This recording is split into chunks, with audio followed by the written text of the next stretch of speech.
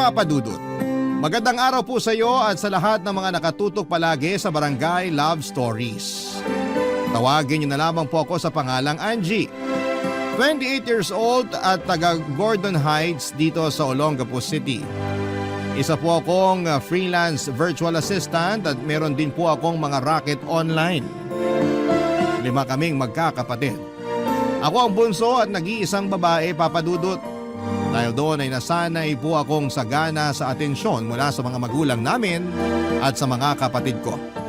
Kaya naman aminado po ako na lumaki akong spoiled brat at sobrang hilig pumarty. Nang makatapos po ako ng pag-aaral ay bumukod na ako sa parents ko at tumira na sa bahay namin na pinapaupahan dati. Papa Dudut, nakasanayan ko po ang pagiging malapit sa mga lalaki dahil bukod sa puro mga lalaki ang mga kapatid ko, ay mas mabilis akong maging komportable sa kanila. Karamihan kasi sa mga nagiging kaibigan kong babae ay mga backstabber at puno ng inggit sa katawan, kaya nauuwi lang kami sa pag-aaway. Pero meron naman akong 2 malapit na kaibigang babae, sina Glay at Z. Okay naman kami pero isa sa mga naging problema nila sa akin ay ang pagiging taga-saloko ng mga ex nila. Halos lahat kasi ng naging ex-boyfriend nila ay naging karelasyon ko rin. Nung una kami ni Z ang nag-away at sinabihan niya ako na parang linta kung makadikit sa mga lalaki. Kapag magkakasama kasi kami ay palagi akong kinakausap ng boyfriend nila kaya nagkakasundo ko kaagad. Lalo na yung boyfriend ni Z. Ang kaso noong naging kaibigan na rin ang turing ko sa mga boyfriend niya. At lumabas na ang pagiging clingy ko ay doon na po kami nagka-problema. Sa edad ko pong ito ay marami na ako naging boyfriend pero lahat sila ay panandalian lamang. Yung pinaka maikli ko pong relationship ay umabot lang ng 3 days. Lahat ng boyfriend ko na nakipaghiwalay sa akin ay iisa lang ang dahilan. Selos. Marami kasi talagang hindi tanggap at hindi nagugustuhan ang pagiging malapit ko sa mga lalaki. Pero hindi ko naman gustong baguhin kung ano at sino ako para lang magustuhan ako ng lahat. Papa Dudut.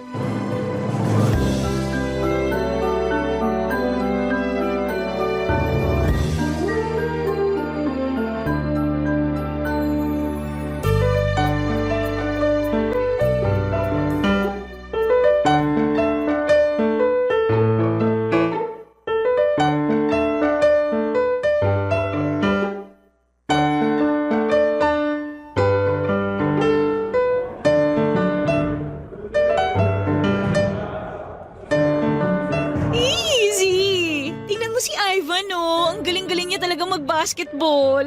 Hoy, kilala kita. Kung ano man yung iniisip mo, wag mo nang ituloy. Ex ni Glay si Ivan. Alam ko naman yon. Hindi ba pwedeng nagagopuhan lang ako sa kanya? At saka mukhang masaya siyang gawing tropa. Tropa? Sure ka bang tropa lang? Dakilang tagasalo ka nga ng mga ex, diba? Bunga nga naman nito. Kilala niyo naman ako, diba? Saka ano bang masama kung maging tagasalo ko ng ex? Ex na nga, diba? Hindi niyo na boyfriend. Unless lang na mahal nyo pa. Mahal o hindi, dapat hindi mo ginajowa yung mga ex namin. Di ka ba aware sa girl code? O kung di mo talaga alam, kahit simpleng respeto na lang. Wala pa kayang 1 buwan na hiwalay si Glay at Ivan? Girl, kapag nakipag-break ka sa isang lalaki, mag-move on ka na kaagad. Kadiri naman kung babalikan mo pa. Hindi ba mas kadiri kung maging tagasalo ng ex? Hindi. Kung wala na kayong feeling sa mga ex ninyo, hindi yon kadiri. Unless na bitter ka pa rin matapos nyo maghiwalay. Ay, kung di lang kita kilala, mapipikon talaga ako sa'yo. Pero girl maghunos dili ka naman.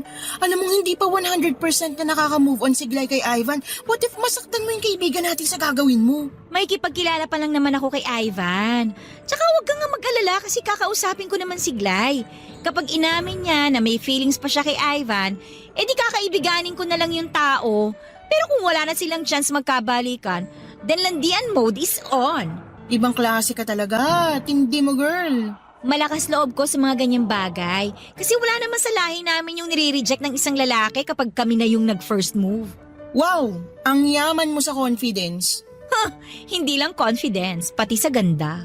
Grabe, ang lakas ng hangin. Di ka ba nilalamig?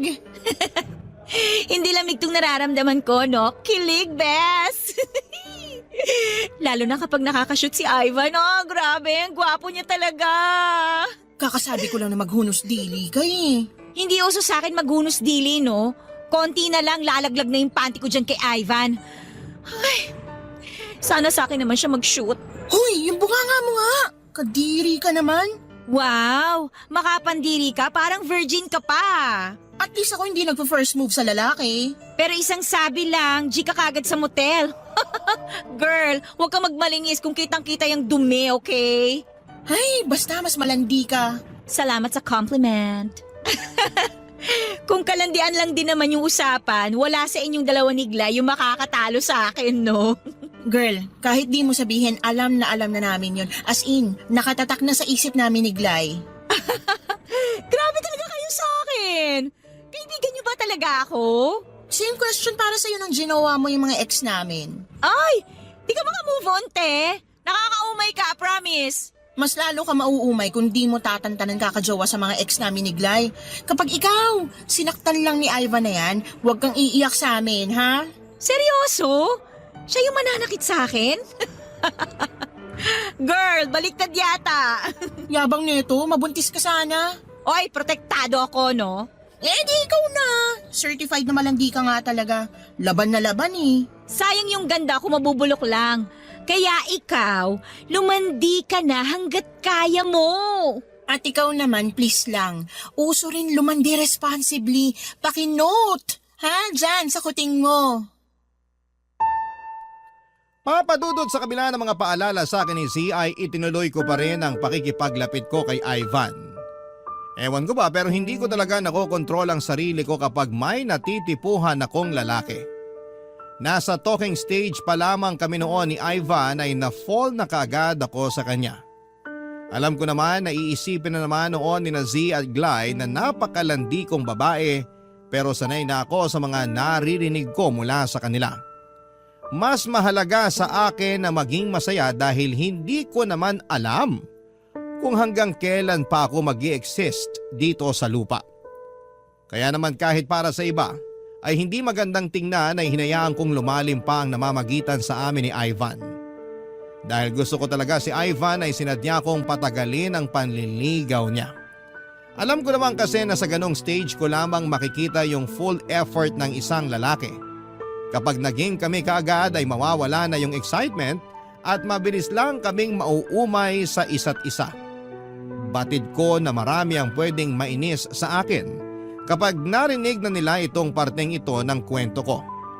Pero mas pinili ko po ang magpakatotoo na lamang dahil pinagdadaanan ko naman po talaga to bago ko naisipang ibahagi sa inyo. Hindi ko naman itinago na nagkikita at nagde-date na kami ni Ivan pero nang malaman yon ni Glay ay doon na po kami nagkaroon ng panibagong away. Nangyari na yon noon pero mas naging malala noong si Ivan na ang pinag-uusapan, papadudot.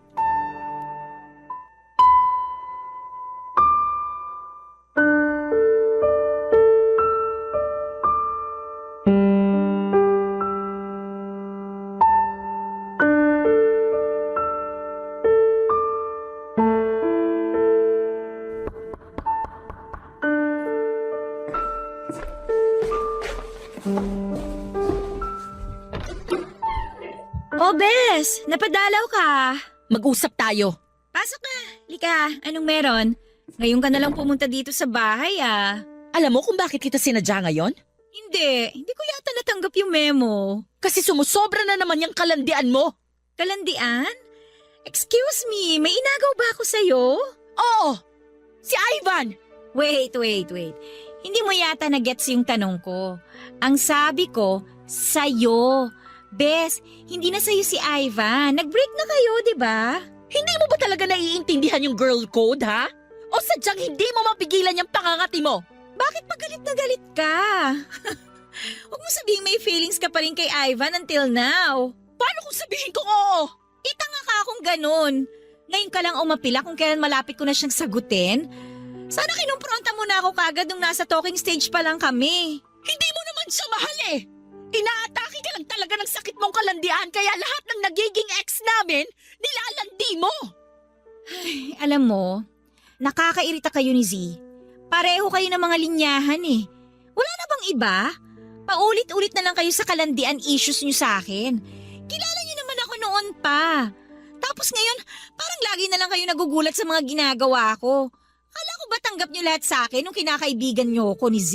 Yun na nga yung masaklap dun eh. Kaibigan yung turing namin sa'yo. Pero ang ending, para lang kaming nagpapasok ng ahas sa buhay namin. O baka mas tamang sabihin na para kang linta na dikit ng dikit sa mga ex namin ni Z. Clingy ako sa mga lalaki. Wala lang sa akin yun. Pero lahat ng ginagawa ko binibigyan nyo ng mali siya eh. Lahat na lang masama sa inyo. Kasi kahit sa anggulo mo tignan, hindi maganda sa isang babae na masyadong madikit sa lalaki. Masyado kang inviting eh. Sa ginagawa mo, parang pinatunayan mo na talagang ikaw yung babae para sa lahat. Tipong konting kalabit lang, bibigay na. Sino pa nga ba naman yung lalaking tatanggi kung ikaw na mismong naghahain ng sarili mo? Wow! Napaka-judgmental mo naman. Wala tayo sa korte para husgan mo ako ng ganyan. Walang mali siya sa akin yung pagdikit-dikit ko sa ibang mga lalaki. Pero yung kay Ivan, syempre meron yun kasi gusto ko siya eh. Makapagsalita ka naman, kulang na lang sabihin mong pokpok ako ha? Bakit? Hindi pa ba? Hindi ka lang nagpapabayad pero parang gano'n na rin yon. Oh my gosh! Anong sinabi mo? Uubusin ko itong mga buhok mong maldita ka! Ang kapal mo pa mong sabihan akong pokpok! Samantalang ikaw yung nagbibilang ng mga lalaki sa buhay mo! Mas marami ka pa sa akin! O yan! Pinitiwan na kitang mahal na prinsesa! Kala mo hindi kita gagantihan? Aray ko! Nakakariban lang ng buhok ko! Tumigil! Wala akong pakialam sa buhok ko! Layo ka si Ivan! Aray! Siya yung sabihan mo, wag ako! Tsaka, tigilan mo na nga yung katangahan mo! Kasi hindi man liligaw sa akin si Ivan kung mahal ka pa rin niya! Papadudot mula na mag-away kami ni Glay ay hindi na kami nag-usap pang muli. Kahit si C ay nararamdaman ko na dumidistansya na rin sa akin noon. Ine-expect ko naman na magkakampihan talaga sila dahil noong panahong yon ay hindi ko pa rin inaamin ang naging pagkakamali ko. Hindi ko na rin naman sila pinilit na sumama sa akin o kausapin ako dahil choice naman nila yon. Pero makalipas lamang po ang mahigit 1 linggo ay kinausap na ulit ako ni Z. Samantala ay nagpatuloy ang panliligaw ni Ivan. Kagaya nung una ay sweet siya at maasikaso. Naisip ko tuloy na baka isa yon sa mga dahilan kung bakit hindi pa rin nakaka-move on sa kanya si Glay. Hanggang isang araw ay bigla nalaman niyang sinabing hihinto na siya sa panliligaw niya. Aaminin ko na hindi ko inaasahan na mangyayari yon. Dahil buong akala ko ay okay na kami. Yun bang sigurado nang magiging kami pero nasaktan ako sa sinabi niyang hindi na niya itutuloy ang panliligaw. At ang dahilan, pareho lang din sa mga nakaraang relasyon ko. Hindi niya rin nagustuhan ang pagiging clingy ko sa mga kaibigan kong lalaki. Ipinaliwanag ko naman sa kanya na walang ibig sabihin yon, pero hindi niya ako pinaniwalaan. Barangay Love Stories. Barangay Love Stories. Nang huminto na sa panliligaw si Ivan ay humanap agad ako nang ipapalit sa kanya para hindi ako magmukhang mahina kasi nasaktan din ako sa mga nangyari. Nakipag-flirt ako sa kung sino-sinong lalaki pero tuwing inaaya na nila akong mag-date o mag-motel ay bigla na lamang akong nawawala ng gana. Hanggang sa makahanap ako ng katapat papadudot. Tawagin niyo na lamang po siya sa pangalang Niel. Isa siyang maginoo pero medyo suplado noong unang beses kaming magkita. Mas matanda po siya sa akin ng 3 taon at nagtatrabaho siya bilang internal auditor sa isang kumpanya sa Subic Bay, Freeport. Nagkakilala kami noon sa isang club. Nagkausap kami sandali at inalok ko siyang uminom pero nasabi niyang hindi raw siya umiinom at may sinusundo lang siya roon.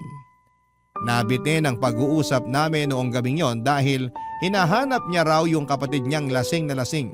Kaya hinayaan ko na lamang siya at hindi na nangunit pa. Pero bago niya ako iwanan sa pwesto ko ay sinubukan kong hingin ang pangalan niya sa social media o kahit number niya para magkausap pa kami ulit. Ang kaso nga lang Papa Dudut ay tinanggihan niya ako. Nagulat pa ako noon dahil first time kong maranasan na tanggihan ng isang lalaki. Siyempre napahiya ako. Hindi ko inisip pa na magkikita kaming muli. Papa Dudut, kaya ako naglasing ng gabing yon ay dahil pinag-iisipan kong kausapin kung kakausapin ko pa ba si Ivan at mag-apologize sa kanya. Obvious naman na ako yung may mali sa aming dalawa at doon na nga po ako nakapag-decide na kausapin siya. Pinuntahan ko siya sa kanila sa pagbabaka sakaling magkakaayos pa kaming dalawa, Papa Dudut.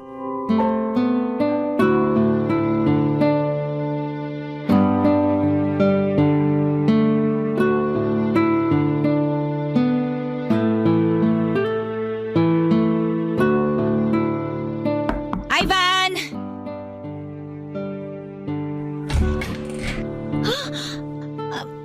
Ikaw? Anong ginagawa mo dito? Kasi dito ako nakatira. I'm sorry. Hindi ko kasi alam na sa'yo pala tong bahay na to. Akala ko kasi… Ano bang sadya mo rito? Manghihingi ka pa rin ba ng number? Wala na tayo sa bar. Hinahanap ko kasi si Ivan. Gusto ko sana siyang makausap kung okay lang. Wala pa siya rito, pero pauwi na yon. Pwede mo naman siyang hintayin dito sa loob. Ha? Hindi na. Dito na lang ako sa labas. Para ano? Magmukha akong di nagpapapasok ng bisita? Ganon ba? Sorry. Sige na nga, papasok na ako. Gusto mo ba ng maiinom? Coffee? Tea? Oh, wag na. Okay lang ako. Hihintayin ko na lang si Ivan. Mag-usap na lang tayo habang naghihintay ka. Kaano-ano mo nga pala si Ivan? Kapatid ko siya. Kuya niya ako. Talaga? Wala kasi siyang nababanggit sa akin na may kuya pala siya. Boyfriend mo na ba siya? Hindi pa. Actually, naniligaw pa lang siya sa akin pero nagkaroon kami ng problema eh. Anong problema naman yan? Nagselos kasi siya sa mga lalaking nakakasama ko. Hindi niya nagustuhan yung pagiging clingy ko sa kanila. Kaya naman pala. Pero gaya nga ng lagi kong sinasabi, wala naman sa akin yun. Walang meaning yung pagiging clingy ko sa kanila. Gaano ka ba kaklingi? Mahilig ako yumakap. Lagi ko silang inaakbayan o kaya hinahawakan. Minsan pag nagkakasarapan ng biruan, kinukurot ko nipples nila. Ginagawa mo yun? Oo. Alam ko naman na hindi magandang impression mo sa akin. Siguro, iniisip mo rin na ang landi-landi ko, no? Pero okay lang, sanay na naman ako eh. Hindi naman sa hinuhusgahan kita. Maganda rin na nagsiset ka ng boundaries pagdating sa ibang lalaki. Lalo na kung hindi mo naman boyfriend. Kahit kaibigan mo pa sila, kung may boyfriend ka na, dapat may respeto ka pa rin sa pagitan nyo. Hindi natin hawak yung isip ng ibang tao. Kaya tayo na mismo yung mag-ingat sa mga ikinikilos natin. Sorry. Wala kang kasalanan sa akin, kaya hindi ka dapat sa akin nagsosorry. O sige, kay Ivan na lang. Kaya ka ba pumunta dito para mag-sorry sa kapatid ko? Ganun na nga. Sigurado ka bang mapapatawad ka niya? Mukha namang hindi ka sincere. Judgmental ka naman? Kung sincere ka, bakit ngayon mo lang naisipan na kausapin siya? Siguro naman nag-usap na kayo bago siya tumigil sa panliligaw sa'yo. Bakit hindi mo ba kinuha yung pagkakataon na yon para mag-sorry? Hindi man porke late ko nang na-realize yung pagkakamali ko hindi na ako sincere. Okay, sorry kung na-judge kita. Pero hindi pa rin kita gusto para sa kapatid ko. Ha? Narinig mo naman yung sinabi ko. Bakit? Kapag ba sinabi mo sa kanya na hindi mo ako gusto, hindi na siya makikipag-ayos sa akin? May tiwala siya sa mga desisyon ko. May girlfriend ka ba ngayon? Bakit mo natanong? Balak mo rin bang maging clingy sa akin? Hindi kita pipigilan. Nagtanong lang naman ako. Kung gusto mo talagang malaman kung may girlfriend ako, sige, sasagutin ko yung tanong mo. Wala pa. Okay. Wala ka ng ibang itatanong? Wala na. Kung matagal pang makakabalik si Ivan, siguro babalik na lang ako. Kung babalik ka rito, ako lang din yung makakaharap mo, kaya hintayin mo na lang siya. Akala ko ba klingi ka sa ibang lalaki? Bakit parang naiilang ka sa akin? Kasi syempre, kuya ka ni Ivan eh. O ngayon? Di ba sabi mo nga, mag-set ako ng boundaries. O, sinisimulan ko na yun ngayon. Papadudot parang tumalon ang puso ko nung time na yon nang biglang ngumiti si Miel. At yung ngiti na yon ay sinundan pa niya ng mahinang pagmumura na halos hindi ko na narinig. Hindi niya siguro akalain na gagamitin ko rin sa kanya yung sinabi niya. Natawa pa ako noon dahil ang cute niyang magmura. Sa itsura't galawan kasi ni Miel ay hatang may mataas siyang pinag-aralan at matino talaga siyang tao. Kaya natawa ako noong nalaman kong may ganong side din pala siya. Tungkol naman po kay Ivan ay nagkausap naman kami pero hindi naging malinaw sa akin kung may chance pa ba kaming dalawa. Pakiramdam ko tuloy noon ay kinokontrol lang ni Ivan ang nararamdaman niya para sa akin dahil kay Glay. At para malaman ko kung may feelings pa talaga siya ay naisip ko siyang pagsilosin. Linggo noon at wala akong pasok sa trabaho kaya in-invite ko si Miel na sumama sa amin ni Z sa isang resort. Pero hindi naman ako nagtagumpay sa plano ko. Isinama kasi ni Z si Glay at isinama naman ni Miel si Ivan. Kaya ang ending, nagkaroon ng pagkakataong mag-usap yung mag-ex. Ako naman ay nakipagpanisan ng laway kay Miel dahil kaming dalawa lang yung naiwan sa cottage noong time na yon. Kapag sinusubukan kong magbukas ng topic para may mapag-usapan kami, nadidistract naman ako tuwing napapansin ko yung pagtitig niya sa akin. Kaya tumatahimik na lamang ako. First time nangyari na tumiklop ako ng ganon sa isang lalaki. Kadalasan kasi ay maingay ako tuwing may kasamang lumabas. Pero iba po si Miel. Ewan ko ba kung bakit na iba ang pattern ko sa presensya niya. Matapos ang araw na yon, sa halip na magkaayos kami ni Ivan ay mas lalo naman siyang dumistansya sa akin. Sobrang lungkot ko noon dahil gets ko nang wala na kaming pag-asa. Nagbiro na lamang ako sa sarili ko na kung wala akong pag-asa sa bunso ay sa kuya niya na lamang. Sinubukan kong hanapin sa Facebook ang account ni Miel sa friend list ni Ivan para i-chat ko pero wala talaga akong plano noon na makipagmabutihan sa kanya. Lakas loob ko siyang chinat at nag-reply naman siya pero dahil alam ko naman kung anong trabaho niya, hindi ako masyadong nangulit. Trip ko lang talaga na guluhin ang buhay niya dahil masyado siyang seryoso. Hindi ko naman akalain na sa ginawa kong yon ay ako rin pala ang mahuhulog sa ginawa kong patibong papadudot.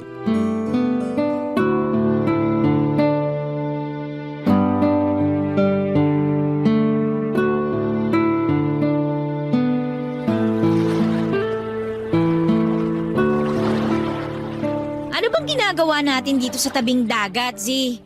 Oh, huwag mo sabihin magsisenti ka ha. Sana hindi mo na lang ako sinama. Wait lang kasi. Bakit nga? May gusto kasing kumausap sa'yo. Sino naman? Isang tao na nasaktan mo at nasaktan ka rin. Kaya siguro ito na yung tamang panahon para magkaayos kayo. Ay nako, kung siglay ang tinutukoy mo, alam mong napaka-imposibleng makipagkita yun sa akin ngayon. Paano kung posible? Glay! Gulat ka, no? Narinig ko yung mga sinabi mo kanina. Girls, bibili muna ako ng food and drinks natin ah. Usap muna kayo, okay? Z, sandali. Mag-usap kayo! Ingat, Z! Kumusta ka? Okay naman. May boyfriend ka na ba ngayon? Wala. Ka-talking stage? Hindi ko masasabing talking stage yun kung ako lang naman yung nag-i-initiate ng usapan. Okay. Si Ivan ba yon? Ha? Baliw. Tagal na namin hindi nag-uusap nun, no? Pero gusto kanyang makausap ulit. Paano mo naman nalaman? Sinabi niya sa akin. Alam mo di ko magets. Kwento mo na lang kaya lahat. Nag-usap kasi kami tungkol sa feelings namin sa isa't isa.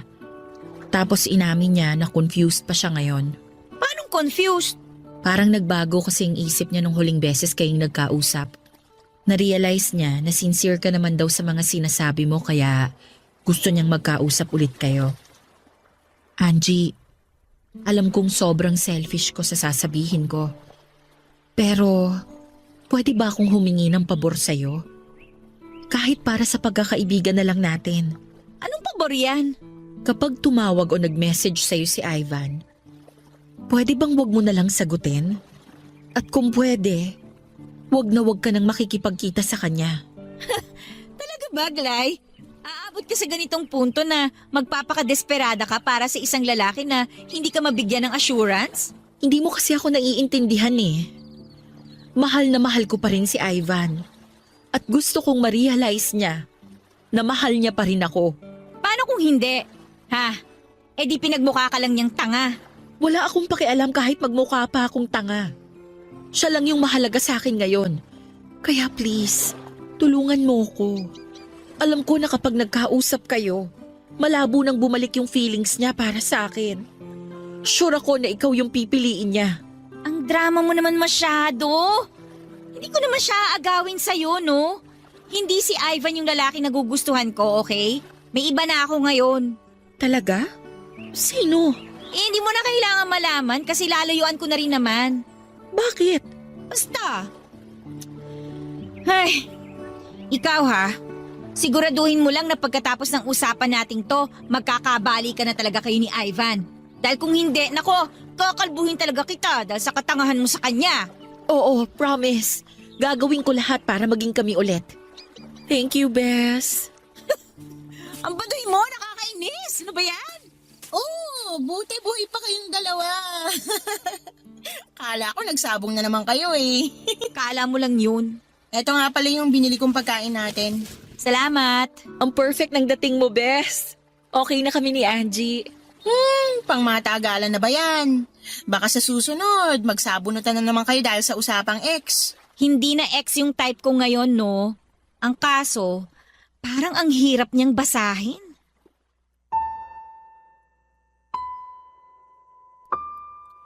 Papadudot dahil sa pakiusap sa akin ni Glay ay hindi nga ako nakipagkita kay Ivan nang i-message niya ako para makapag-usap daw kami. Hindi ko na pinansin ang messages na blinak ko na rin siya sa Facebook at Messenger. At dahil kapatid niya si Miel ay hindi na rin ako nagchat-chat sa lalaking yon, kagaya ng ginagawa ko noong nakaraan pa. Gusto ko na po kasing putulin lahat ng connection ko kay Ivan para wala nang dahilan na magkita pa ulit kami. Pagkatapos kong pagbigyan ng hiling ni Glay ay bihira na rin kaming magkita kaya hindi ko na alam kung ano nang estado ng relasyon nila ni Ivan. Si Z naman ay busy na rin sa mga ganap niya sa buhay kaya hindi na kami nakakapagkwentuhan gaya ng dati. Tuwing naaalala ko si Miel ay naaalala ko rin yung mga pagkakamaling nagawa ko. Lalo na doon sa parte na akala ko ay walang masama sa pagiging clingy ko sa mga lalaki. Sinubukan kong intindihin ang pinupunto ng mga kaibigan ko at na-realize ko na kung ano yung matagal na nilang ipinapahiwatig sa akin. Nakikipag-usap at nakikipagkita pa rin naman ako sa mga kaibigan kong lalaki pero hindi na ako dumidikit at dumilingkis sa kanila gaya ng ginagawa ko noon. Hindi na rin po ako naghanap ng lalandiin dahil parang bigla na lamang ako nawala ng gana sa ganong mga bagay. Nag-focus na lamang po ako noon sa trabaho ko. Isa pa ay hindi ko naman naging problema si Miel dahil noong panahon na yon ay 2 linggo na rin siyang hindi nagpaparamdam sa akin. Na-realize ko na baka hindi nga talaga siya interesado sa akin at napipilitan lamang siyang mag-reply dahil sa kakulitan ko. Medyo nasaktan ako kasi bukod sa parang napalayo na ako sa mga kaibigan ko, ay namatay din yung katiting na pag-asang may papatol pa sa akin na matinong lalaki, Papa Dudut. Barangay Love Stories. Barangay Love Stories. Papa Dudut, lumipas ang 2 linggo na hindi ko nakikita o nakakausap si Miel. Hindi ko nga po maintindihan yung nangyayari sa akin noong time na yon dahil makapal naman po talaga ang mukha kong magpapansin sa mga lalaki. Yun bang hindi ko po sila tinitigilan hanggat hindi ko nakukuha. Pero iba po si Miel. Parang nahihiya akong gawin yon sa kanya. Pakiramdam ko kasi ay mapapahiya lamang ako kapag ipinilit ko ang sarili ko sa isang matinong lalaki na kagaya niya. Habang lumilipas sa mga araw ay doon ko po unti-unting nare-realize na hindi na basta paghanga lamang ang nararamdaman ko sa kanya. Siguro kung liligawan niya lamang ako at hihilingin sa akin na huwag nang maging clingy sa mga lalaki ay gagawin ko po talaga. Parang willing akong gawin lahat para i-please lamang siya. Aaminin ko na nami-miss ko na si Miel noong time na yon. Pero para kay Glay, nagtiis na lamang ako. Nabalitaan ko kasi kay Z na okay na ulit sila ni Ivan. Baka kapag naging malapit kami ni Miel sa isa't isa at magkita kami ulit ni Ivan ay hindi yon magustuhan ng kaibigan ko. Bukod sa trabaho ko ay ginugol ko yung atensyon ko noon sa paghahanap ng mabibiling lupa na pwede kong pagtayuan ng bahay. Pero syempre lupa pa lang ang kaya kong hulugan buwan-buwan. Yung para sa bahay, pinagpaplanuhan ko pa nung time na yon. Sa sobrang pagod ko nga po noon sa maghapon ay gabi na ako nakauwi. At pagdating po sa bahay, hindi ko akalain na makikita ko roon si Miel na nakasandal sa may pinto na parang hinihintay akong dumating. Papa Dudut.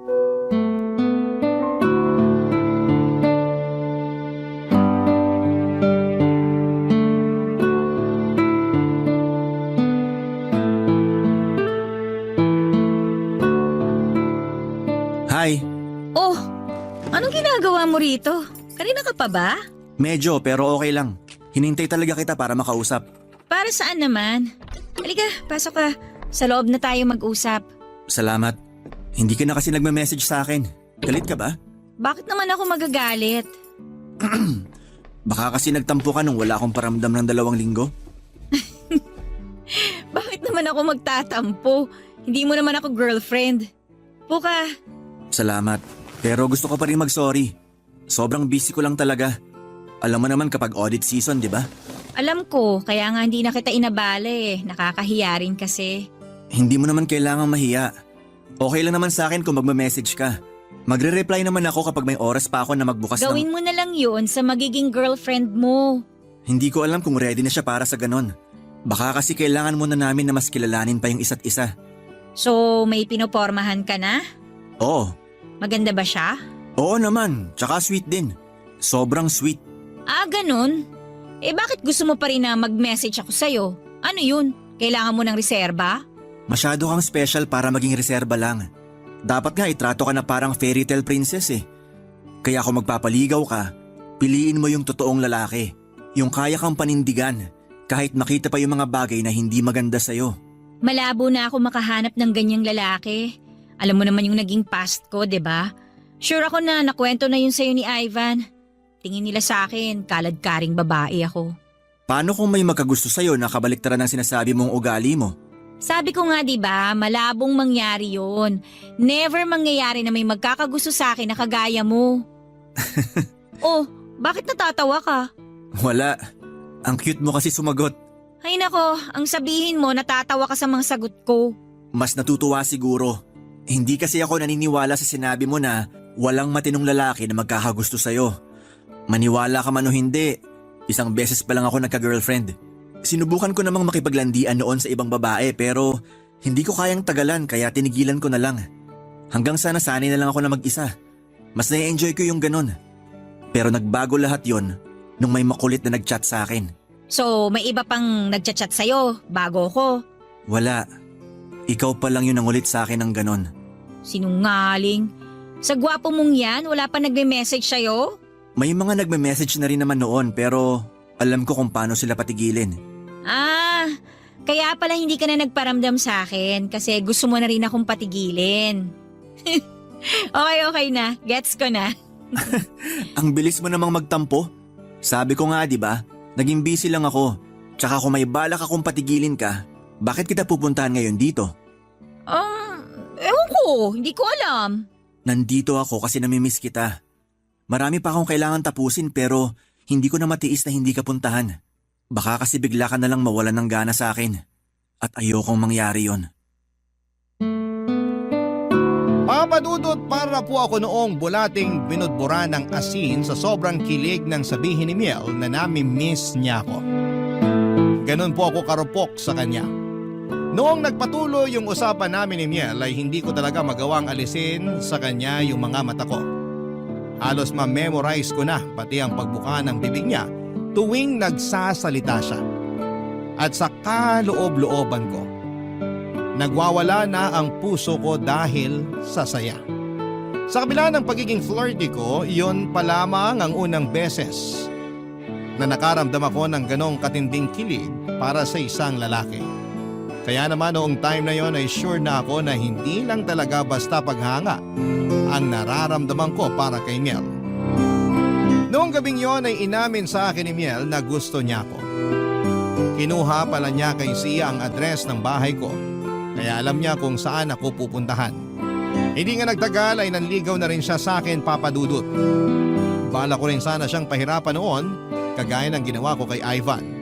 Kahit na alam ko namang mabuti siyang tao at responsable bilang boyfriend kung sakali.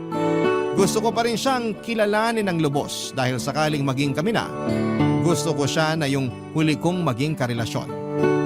Hindi ko nga po alam pero kapag nakikita ko siya ay nagiging malinaw sa akin yung future ko na siya na talaga yung makakasama ko hanggang sa pagtanda.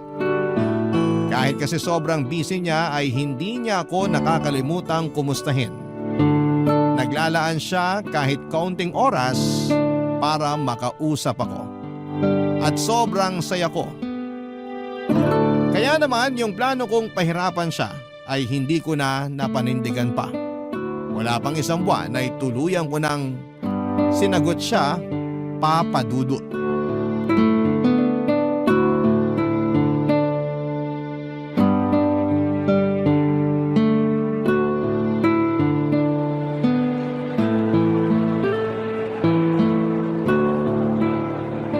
Buti naman nakipagkita ka na ulit sa akin, Z. Kala ko kasi susumpa mo na ako eh. Bakit ko naman isusumpa yung kaibigan kong bumabait na ngayon? Paano mo naman nasabi? Una, yung ginawa mo para kay Glay. Tingnan mo ngayon. Sobrang saya na ng frenny natin. Okay na sila ni Ivan. Happy na siya. Ikaw ba? Kumusta ka na? Eto, flirty pa rin. Baka nga kailangan mo na akong i-coach eh. Sira ka talaga. Uy, Bes, wait lang ah. CR lang ako saglit. Babalik din ako. Okay, sige. Maglalakad-lakad lang ako dito. Sige, hanapin na lang kita mamaya. Ay, nako. Mukhang magmo-moment muna ako ngayon ah. Pwede ba akong sumama sa pagmo-moment mo? Babe! Nagulat ka ba? Siyempre! Kala ko ba may trabaho ka? Meron nga. Kumain lang ako sandali. Tapos paglabas ko, nakita ko kayo ni Z. Nandun lang ako sa tapat kanina. Yung kaibigan mo nga unang nakakita sa akin. Kilala mo na talaga siya ha? Ilang beses mo na rin kasi silang nakwento ni Glay. Tsaka marami kang pinakitang pictures yung tatlo. Ay, oo nga pala. Pwede ko bang hawakan yung kamay ng girlfriend ko? Lakad muna tayo rito. May 15 minutes pa ako. Okay. Tsaka hindi mo naman kailangan magpaalam kapag hahawakan mo yung kamay ko. Kahit girlfriend na kita, hihingin ko pa rin permiso mo sa mga gusto kong gawin. Pero sa'yo na ako, di ba? Yung puso mo lang yung sa akin. Pero yung sarili mo, ikaw lang nagmamay-ari niyan. Lagi mong tatandaan yon. Kaya hindi porket boyfriend mo na o kahit asawa mo na, pwede nang gawin lahat ng gusto sa'yo. Ikaw palagi yung magdidesisyon para doon, okay? Ikaw talaga? Gusto ko lang naman na makipag-holding hands sa'yo habang naglalakad tayo pero pinangaralan mo na kaagad ako. Yung totoo, boyfriend ba kita o kuya? Wag mo akong tatawagin kuya, baka magwala ako. Hindi, biro lang. Pero ikaw, kung ano yung tingin mo sa akin, okay lang naman. Basta alam ko na girlfriend kita, makakatulog na ako ng mahimbing. Alam mo talaga kung paano magpakilig ng babae, no? Level 1 pa lang yun. Wow! Yumayabang ka na ngayon, ha? Kasi may ipagmamayabang na akong girlfriend. Ay nako, mas lalo naman ako. Sobrang proud ko kaya na ikaw yung boyfriend ko ngayon. Pero syempre, ayokong pagpiestahan ka ng mga kilala kong malalandi. Kaya gusto ko na low-key lang tayo. Baka mamaya niyan kasi, agawin ka pa nila sa akin. Ay nako, talagang kakalbuhin ko silang lahat. Hindi naman ako magpapaagaw. One woman man ako, babe. Kapag sinabi kong seryoso ako sa'yo, hindi ako makikipag-flirt sa ibang babae. Hindi ka rin ba ma-attract sa kanila kahit maganda o kaya artista? Iba naman yung klase ng attraction pagdating sa mga artista. Kung sakali man, walang mali siyang paghanga lang yon kasi nagagalingan ako sa ginagawa nila. Aba, dapat lang talaga na ganong klaseng paghanga lang ang ibigay mo sa kanila. Nga pala, parang hindi ka na lumalabas kasama mga kaibigan mo. Tsaka na ako sasama sa kanila kapag pwede ka na. Bakit naman? Okay lang naman sa akin kung gusto mong pumarty kasama sila. Pero mas gusto kong kasama ka. Baka kasi isipin mo kung ano nung mga ginagawa ko kapag lumabas kami. Ayoko naman ng ganun. Bakit naman ako mag-iisip ng ganon? May tiwala ako sa'yo, okay? Kaya kung gusto mong sumama sa kanila, hindi mo na kailangan magpaalam sa akin. Basta sabihan mo lang ako kung nasan ka para alam kong safe ka. Okay na sa akin yon. Sana kapag nagkaanak tayo, sa'yo magmana, no? So, gusto mo nang magkaanak tayo? Hindi pa naman ngayon. Tsaka hindi pa ako handa para sa mga ganyan. Ang gusto ko lang ngayon, yung mas marami tayong oras na magkasama. Pero naiintindihan ko naman na busy ka pa. Kapag tapos na yung lahat ng hinahabol naming trabaho, babawi ako sa'yo. At hindi ko na hayaang magtampo ka ulit sa akin. Kasi baka i-reject mo ako kapag bigla ako nag-propose. Anong gagawin mo pag nireject ko yung proposal mo? Magwawalwal. Pero syempre, hindi naman ako magpo-propose kung alam kong hindi ka pa handa. Kaya ko naman maghintay. Kahit kailan. Papadudot, bago pa man naging kami ni Miel, nabawasan na ang pagiging clingy ko sa mga kaibigan kong lalaki. Tuwing nakikipag-usap kasi ako sa kanila ay palagi ko nang naiisip ang nararamdaman ng taong minahal ko ng sobra noong time na yon. Isa pa ay na-realize ko rin na tama ang mga pangaral niya sa akin pagdating sa pakikitungo ko sa ibang lalaki. Masasabi ko na sobrang swerte ko sa kanya dahil palagi siyang bukas para unawain ako. Hindi rin po siya seloso at sobrang gaan ang pakiramdam ko sa relasyon namin. Hindi ako nasasakal dahil hinahayaan niya lamang ako na gawin lahat ng gusto ko. Pero at the same time ay natututunan kong mas maging mature sa mga ginagawa ko. Noong ipinakilala ako ni Miel sa mga magulang niya ay hindi ko inaasahang magugustuhan at matatanggap nila ako. Inudyukan pa nga nila kami na magpakasal na pero alam ko rin naman noon na marami pang pangarap si Miel na hindi pa natutupad. Kung ako naman ang tatanungin ay handa na ako ng time na yon. Sakaling hiningi ni Miel sa akin na magkaroon na kami ng anak. Sa ngayon ay engaged na kami ni Miel, nag-propose na po siya sa akin. Last month lang po, kaya naman sobrang saya ko habang sumusulat sa inyo. Sana'y maranasan din ng mga single ninyong listeners na makahanap ng matinong lalaki, kagaya ng fiancé ko. Hanggang dito na lamang po, Papa Dudut, at wala po akong ibang masasabi kundi ang maraming salamat dahil nabigyan po ako ng pagkakataon na maibahagi ang kwento ko sa programa ninyong nangunguna pa rin sa aming mga puso. Taos-pusong pasasalamat din po sa Barangay LS na siyang dahilan, Papa Dudut. Kaya naman marami pa kaming napapakinggang mga magagandang kwento na mula sa inyo at mula sa inyong mga masusugid na mga tagapakinig. Hanggang sa muli, Papa Dudut, maraming salamat again. Ang inyong forever kapuso at kabarangay, Angie. Kapag nagbigay tayo ng pagmamahal sa ibang tao ay madalas na hindi na tayo naghihintay ng kahit na anong kapalit mula sa kanila. Lalo na kung ang pagmamahal na ito ay para sa ating pamilya. Ang sulat na ating babasahin ngayon ay pinadala ng ating kabarangay na si Rina. Isang masipag at butihing kapatid at tiyahin. Nang magtrabaho sa abroad, ang kanyang kuya Ronald ay naiwan sa kanyang pangangalaga ang kanyang pamangkin na si Joy. Si Joy na nagbigay ng saya at kulay sa kanyang mundo mula nang ituring niya ito na parang anak niya na rin. Pero nang bumalik sa Pilipinas ang kanyang kapatid kasama ang bago nitong kasintahan, kinailangan niyang ibalik sa pangangalaga nito ang pamangkin niya na tinuring niya ng tunay na anak. Kakayanin ba ni Rina na mawalay sa kanya si Joy? Ano nga bang magiging karapatan niya sa anak ng sarili niyang kapatid? Ano ang magiging buhay ng batang si Joy sa piling ng kanyang daddy at girlfriend nito? Muli pa kaya silang magkakasama ni Rina? Gusto mo na bang malaman kung muli bang nagkasama sina Rina at Joy? Handa ka na bang mainis at maiyak sa kwento ng buhay niya? Paano nga ba pinaglaban ni Rina ang kanyang karapatan sa bata? Paano niya pinili ang desisyon na gagawin niya para sa kanyang sarili? Malalaman natin ang landas na pinili niya dito sa mga kwento ng pag-ibig, buhay at pag-asa sa nangungunang Barangay Love Stories. Dear Papa Dudut, itago niyo na lamang po ako sa pangalang Rina. 37 years old, isang online seller na nakatira dito sa Bulacan. Matagal niyo na po akong avid listener at hindi pwedeng matapos ang araw ko nang wala akong napapakinggan na istorya na inyong iniere. Dahil madalas na sa bahay lamang ako. Ang pakikinig sa inyong radio station na Barangay LS 97.1 ang palaging libangan ko mula umaga hanggang gabi. At eto na nga, naisipan ko na rin pong magbahagi sa inyong programa ng kwento ng buhay ko. Na sana kahit kailan ay hindi ko makakalimutan.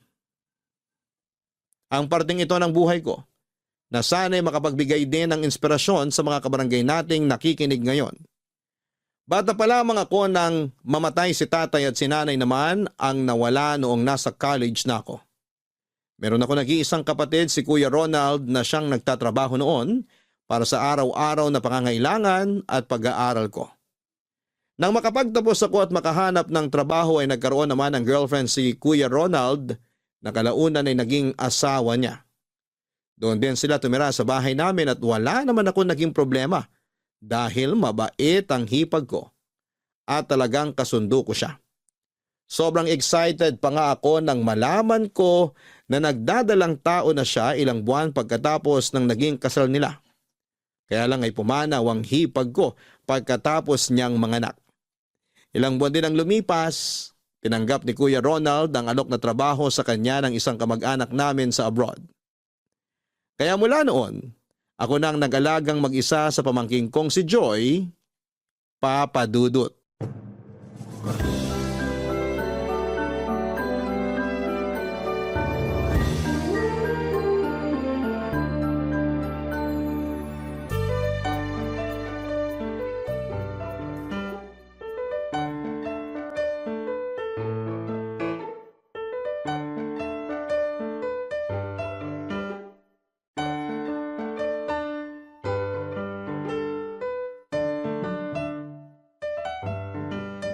Sa wakas, nakatulog na rin ang pamangkin ko. Ano kayang pwedeng maluto para sa merienda namin mamaya? Siguro pancake na lang na may strawberry syrup kasi favorite niya yun. Sige, yun na lang iluluto ko Besh? mamaya. Besh, andyan ka Ano ba? ba naman to si Josh? Besh! Ganitong oras talaga ng siesta kung pumunta Besh, dito sa bahay. Alam kong nandyan ka Ang sa lakas loob. pa ng boses. Buksan mo na tong door. Pagbuksan ko na nga ng pinto at baka magising pa si Joy. Nasusunog na yung beauty ko. Please! Sino ba naman kasing may sabi na pumunta ka ng ganitong oras dito sa bahay ko? Ay, finally. Binuksan na rin ng mahal na Reyna ang pintuan ng kanyang palasyo. Ay, hindi pala mahal na Reyna. Kasi wala pa nga palang hari na kasama dito sa bahay. Che, pumasok ka na nga bago ka pa matusta dyan kasi ang taas ng araw oh. Sa true yan. Kaya nga ilang patong ng sunscreen ang nilagay ko sa balat ko bago ako lumabas ng bahay namin kanina. Tara muna dun sa kusina kasi pe-prepare ko yung mga gagamitin ko na pangluto ng pancake. Pero hinaan mo yung boses mo ha. Bakit naman? Baka kasi nakakalimutan mo na Sabado ngayon at oras ng siesta kaya tulog ngayon ang pamangkin ko. Oo nga. Wala nga pala siyang pasok ngayon. May itlog pa naman ako dito, butter tsaka harina at meron pang laman tong bote ng strawberry syrup. Kasya na to para sa merienda namin mamaya. Napakasipag naman talaga ng besh ko. Pwedeng-pwede nang tumanggap ng bagong applicant para sa magiging king of her life. Anong applicant yung sinasabi mo, Besh? At saka bakit pala nandito ka? Kasi yayayain sana kita umalis para Ay, sa... sorry. Wala akong oras para dyan. Hindi ako pwedeng umalis ng bahay kasi walang kasama si Joy dito. Pwede mo namang isama yung pamangkin mo? Hindi nga pwede ngayon, Besh. May drama sa TV mamaya na sabay naming inaabangan at pinapanood kapag ganitong araw. Hindi pa naman kasi ngayon, kaya pumayag ka na lang. Umuo ka na lang, please. Teka, saan at kailan ba yung tinutukoy mo na lakad? Bukas pa naman to ng umaga, doon sa bahay ng office mate ko. Malapit lang yun dito. Tsaka magdadala naman ako ng kotse, kaya sabay-sabay na tayo. Birthday kasi ng pamangkin niya, 12 years old na. Pwede mo rin isama si Joy. Bakit naman kami pupunta dun? Eh, hindi naman kilala ni Joy yung birthday celebrant. Pero kilala ka ng office mate ko. At paano niya naman ako nakilala? Nakita niya kasi yung picture natin sa Facebook ko. Tapos tinanong niya kung may boyfriend ka na. Ang sabi ko, wala pa. Crush na crush ka raw niya. Nabanggit pa niya sa akin na 1 linggo na raw inamag yung friend request niya sa'yo. Hanggang ngayon hindi mo pa rin daw ina-accept. Besh, alam mo naman na hindi ako basta-basta nag-a-accept ng mga friend request. Wala pa nga yatang 500 yung friends ko ron tapos idadagdag ko pa yung kaopisina mo na hindi ko namang kilala. Kaya nga isasama kita sa birthday party ng pamangkin niya para makilala mo na siya. Ang tagal niya na rin kasi akong kinukulit tungkol sa'yo. Syempre nasabi ko sa kanya na hindi ka pwede basta umalis ng bahay kasi nga walang magbabantay kay Joy.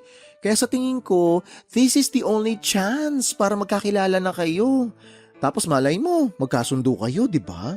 Magkaroon na ng new friend si Joy. Tapos new love life naman yung tita niya. So everybody happy! Ano bang everybody happy? At talagang ginamit mo pa ang pamangkin ko para lang magkaroon ka ng dahilan na makilala ko yung office mate mo. Alam ko kasi na bagay kayong dalawa. Kaya ayokong sayangin yung pagkakataon na to. Promise, super duper bonggang guwapings tong nirereto ko sa'yo. Sorry pero hindi ako interesado talaga. Magsisimba kami bukas ng umaga ni Joy. Pagkatapos, bibili kami ng bagong sapatos niya kasi may sira na yung ginagamit niya ngayon sa school. Plano ko rin na manood kami ng sine kaya wala na kaming oras na pumunta sa birthday party. Sa susunod na lang kapag wala kaming ibang nakaplanong lakad ni Joy. Papadudot ng ipinagbuntis pa lamang ng hipag ko si Joy ay sobrang excited na ako na makapanganak siya. Napakarami ko ng plano para sa bata na para bang ako yung nanay niya. Natatawa na nga sa akin si Kuya Ronald at ang asawa niya kapag naririnig ang mga plano ko para sa pamangkin ko. Kung saan ko ito plano na pabinyagan, saan gaganapin ang first birthday party niya, kung saan mag-i-enroll kapag nag-aaral na at kung ano-ano pang plano. At sobrang natuwa ako nang pumayag sila na Joy ang ipangalan sa pamangkin ko.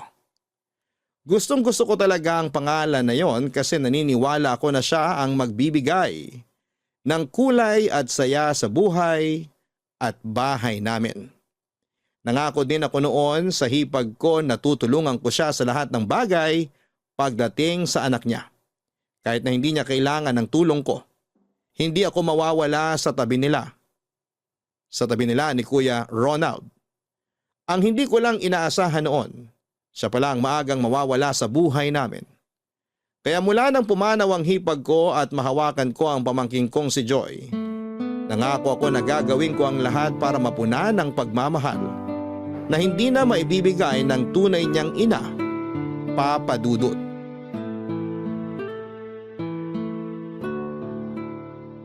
Relax lang, Joy. Oh, isang inhale pa rito sa puffer na para sa hika mo. 1, 2, 3, inhale. Tatanggalin ko na tong puffer sa bibig mo, ha? Ayan. Wala na sa bibig mo tong hawak ko. Relax lang. Okay? Kamusta na ang pakiramdam mo ngayon? Mas okay na po kaysa kanina, tita. Mabuti naman. Masyado ka yata kasing na-excite na gamitin tong bagong sapatos mo. Tumakbo ka pa talaga kanina ng ilang beses mula sa kusina hanggang dito sa sala. Tinitingnan ko lang po kung totoong matibay itong sapatos na nabili natin. Yun po kasi ang sabi nung sales lady na nagbenta sa atin ito kahapon eh.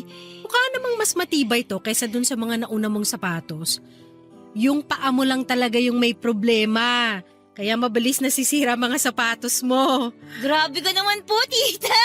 Kasi naman, Joy, halos buwan-buwan na yata tayong bumibili ng bagong sapatos mo. Mukhang tama nga yung sinabi ng Tito Josh mo na pinaglihi sa gunting yung mga paa mo. Hindi naman po mukhang gunting ang mga paa ko.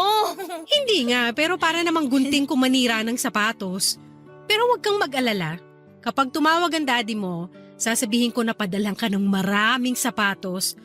Baka kasi mas matibay ang mga sapatos na galing doon sa Singapore. Okay lang naman po kahit wala akong bagong sapatos. Kung pwede nga pong magtsinelas sa school, yun na lang pong susuotin ko eh. Yan naman ang hindi mo pwedeng gawin kasi mapapagalitan ka ng teacher mo. Ano pa bang gusto mong ipabili sa daddy mo para masabi natin kapag tumawag na ulit siya? Wala na po, tita. Okay na po sa akin yung mga palagi niyong binibili na gamit. Kailan po ba ulit siya tatawag? Baka mamayang gabi o kaya bukas. Bakit? Miss mo na ba ang daddy mo? Sakto lang po. Anong sakto lang? Hindi ko naman po siya palaging nakakausap sa video call. Kaya okay lang po kahit hindi siya masyadong tumawag. Tsaka, nandyan naman po kayo palagi para sa akin eh. Kahit wala si daddy sa tabi ko, okay lang po basta kasama ko kayo, Tita Rina. At marunong ka ng mambola, ha? Hindi po bambobola yun.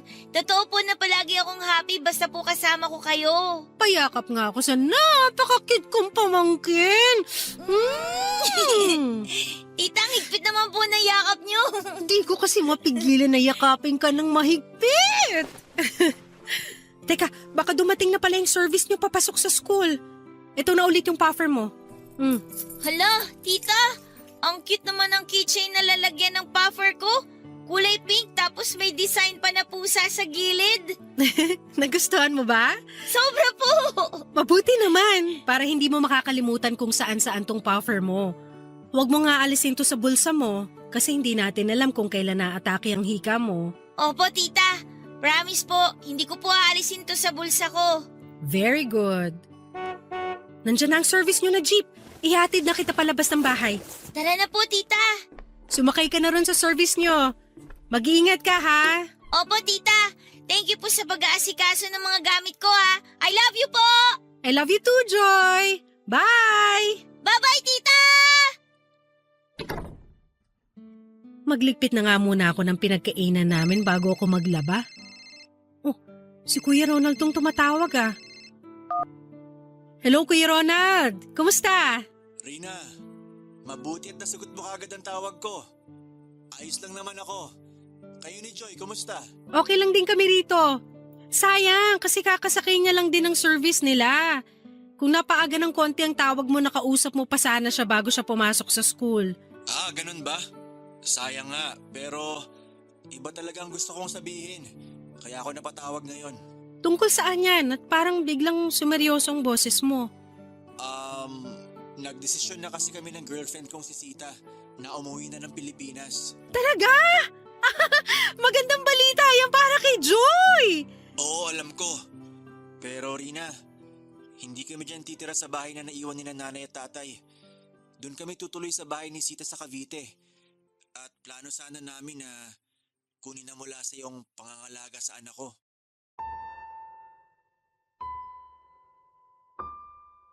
Papadudod pagkatapos mailibing ng hipag ko noon ay ilang linggo pa ring nagluksa si Kuya Ronald.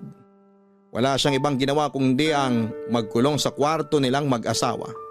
Kaya ako na rin talaga ang nag-aalaga noon kay Joy at aaminin ko na hindi naging madali para sa akin ang bagay na yon. Akala ko nga ay handa na talaga ako pero nag-iiba pala lahat ng plano. Kapag nandyan na yung bata, parang nagba-back to zero lahat ng mga bagay na pinaghandaan ko. O siguro kasi, ang inaasahan ko noon ay 3 kaming magkakasama sa pag-aalaga kay Joy pero ako na lang pala ang matitira noon. Ganon pa man ay pinilit ko pa rin kayanin ang lahat. Kasi walang ibang aasahan noon ang pamangkin ko, kundi ako lamang. Mabuti na lang at kahit papaano ay nagsimulang bumalik ang sigla ng kapatid ko. Tinutulungan niya na ako sa pag-aalaga kay Joy. At nang magdesisyon siyang magtrabaho sa abroad ay nag-decide na rin akong mag-resign sa trabaho ko.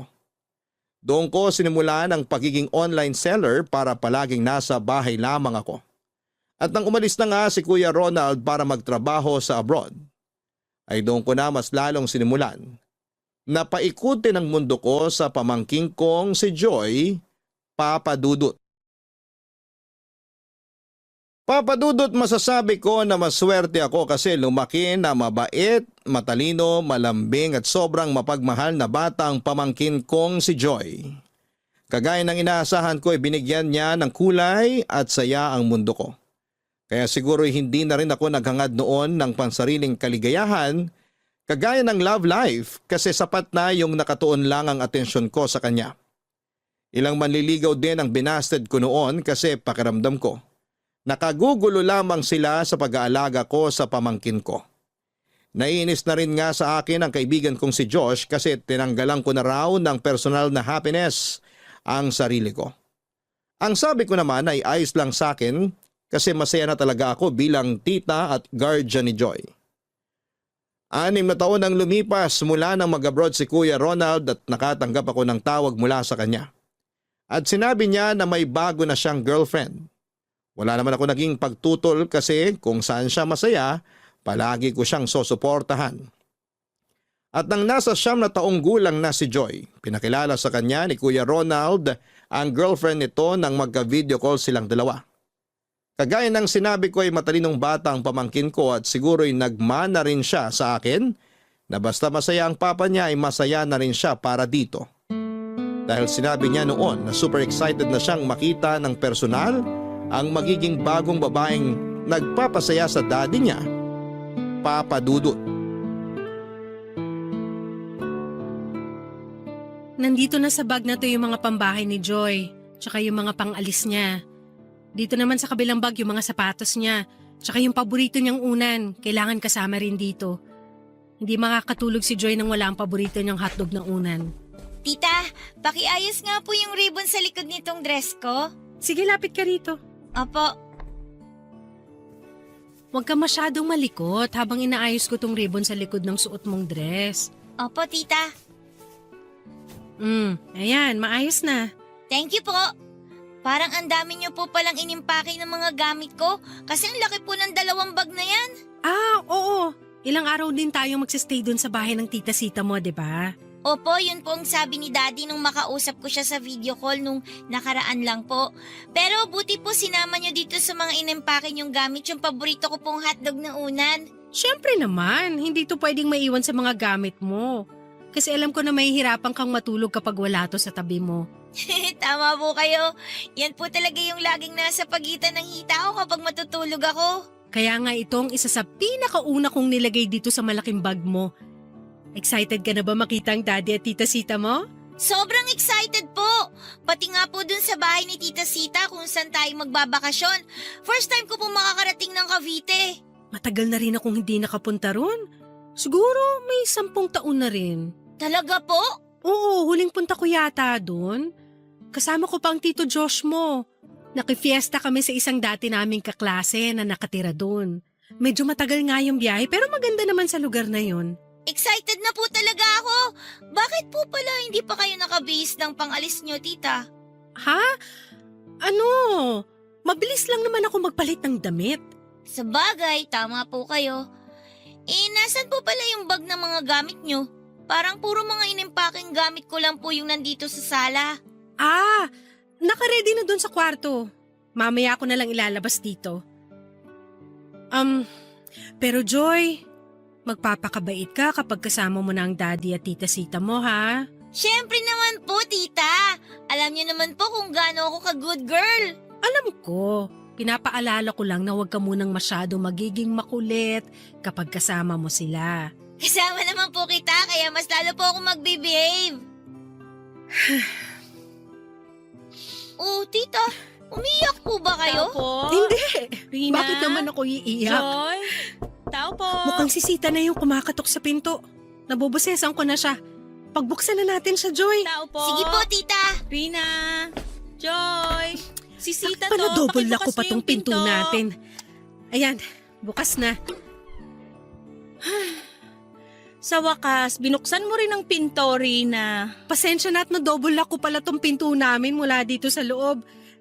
Nasaan na si Kuya Ronald? Naiwan siya sa Maynila kasi may kailangan pa siyang asikasuhin na papeles para dun sa kinuha niyang taxi. Ako na lang pinapunta niya rito para sunduin ang anak niya. Ha? Susunduin? Ako lang po bang susunduin nyo? Oo, ikaw lang naman ang anak ng daddy mo, di ba? Nakaredy na ba yung mga gamit ng bata, Rina? Oo, eto 2 bag lang to, tapos may isang una na nakasabit sa bag. Hindi ko na dinamihan kagaya ng bilin nyo ni Kuya Ronald kasi mamimili rin kayo ng mga gamit para sa kanya. Mabuti naman. Akin na dadaling ko na yung mga yan. Sumunod ka na rin sa akin, Joy. Kasi may naghihintay na sasakyan sa atin sa tapat. Tita Rina, hindi po ba kayo sasama sa amin? Susunod ako. Huwag kang mag-alala. Pero sabi niyo po, dalawa tayong magbabakasyon sa bahay ni na Tita Sita. Kaya po ba, mga gamit ko lang yung inayos niyo? Kasi hindi talaga kayo sasama sa amin. Joy, makinig ka. Mauuna lang kayo ng tita Sita mo na umalis. Pero susunod ako. May kailangan lang akong asikasuhin dito sa bahay na may kinalaman sa mga binebenta ko. Pero tita... Tama na yung iyak-iyak na yan. Tara na, naghihintay na yung sasakyan. Sige na, Joy. Sumama ka na sa kanya. Susunod talaga ako, promise. Susunod ako sa'yo sa Cavite. Magpapakabait ka, ha? Huwag makulit at matigas ang ulo, lalo na sa daddy mo, okay? Opo. Basta po, susunod kayo ha. Oo, promise. Hindi ko matitiis na hindi makasama ang cute kong pamangkin. Ang tagal! Sige na, Joy. Sumunod ka na sa tita Sita mo. Magpapakabait ka, ha? At susundin palagi ang sinasabi nila ng daddy mo. Okay?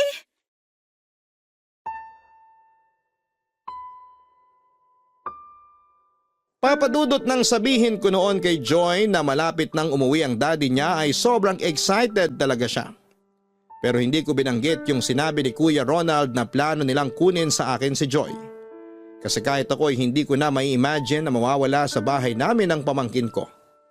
Ang sinabi ko sa kanya ay magbabakasyon kaming dalawa sa bahay ni Sita sa Cavite. Pero alam ko na kailangan noon ni na Kuya Ronald ng oras na makasama ang bata para mas makilala sila nito.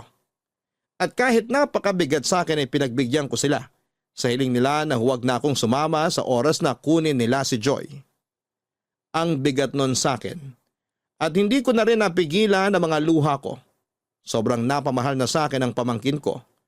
At naging pagkakamali ko siguro ay hindi ko naihanda ang sarili ko na pwede siyang kunin ni Kuya Ronald. Nakinalimutan kong hindi nga pala ako ang nanay ni Joy. Natita niya lamang ako at maliit lang ang karapatan ko sa pangangalaga sa kanya. Kaya kahit kailan, hindi ko naihanda ang sarili ko na mawala siya sa pangangalaga ko. Papa Dudut.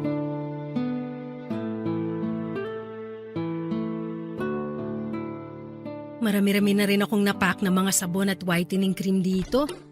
Isusunod ko na mamaya yung mga sunscreen at conditioner na ibebenta ko online. Good morning, my besh! Good morning din, Besh! Pumasok na ako ha, bukas yung pinto. Nag-breakfast ka na ba? Hindi pa nga eh. Sakto! Ito, lapag ko na dito ha. May dala akong kutsinta na may yema. Binili ko sa daan, papunta rito kanina. Buti may dala ka ng pagkain kasi nagugutom na rin ako. Pero tatapusin ko muna tong ginagawa ko. O, bahala ka nang enjoyin tong kutsinta mamaya ha. Ako naman, iuupo ko ang beauty ko dito sa sofa mo. Go lang, Besh! Malapit naman na akong matapos dito. Pero ang aga mo ngayon, ha? Nabobore kasi ako sa amin. Kaya naisipan kong pumunta dito sa palasyo mo. Palasyo pa rin talagang tawag mo dito sa bahay ko. Ay, oo nga pala, bahay lang. Kasi hanggang ngayon, hindi ka pa rin tumatanggap ng applicant para sa magiging king of your life. Ang hirap naman kasi sa'yo, Besh. Napaka-choosy mo. Hindi ako choosy. Masyado lang talaga akong busy. Busy saan? Hindi saan, kundi kanino. Sa super cute mong pamangkin. O, kumusta nga pala si Joy? Nasaan siya? Parang wala siya dito sa bahay ngayon. Di ba, Besh? Wala siya dito sa bahay. Ang ibig sabihin, may oras ka para sa sarili mo. Hindi mo ba nakikita ko anong ginagawa ko ngayon? Busy pa rin ako. Nako, if I know, palabas lang lahat yan. Sinadya mo na magmukha kang busy kasi alam mo na pupunta ako ngayon. Para makaiwas ka dun sa nirereto ko sa'yo. Ewan ko ba naman sa'yo kung bakit gustong gusto mo akong pinapadate sa mga kaibigan mo. Ay, nagtataka ka pa talaga? Siyempre, gusto ko rin magkaroon ka ng love life mo. Wala pa nga akong time para dyan. At kailan ka naman magkaka-time? Ha? Kapag nasa bingo card na yung edad mo. Bahala na. Sabi ko naman sa'yo hindi ako nagmamadali lalo na ngayon. Lalo na ngayon na mas maluwag na ang oras mo kasi nga hindi mo nakasama si Joy dito sa bahay mo. Lalo na ngayon na mas dumadami ang mga customer ko dahil dito sa mga product na binibenta ko online. Ay, paano naman hindi dadami ang customer mo? Napakasipag mong mag-post sa social media ng mga binebenta mo. Parang kada refresh ko sa newsfeed ko, yung page mo ang lumalabas tapos may mga bagong product ka na naman na pinopost. Ganun talaga.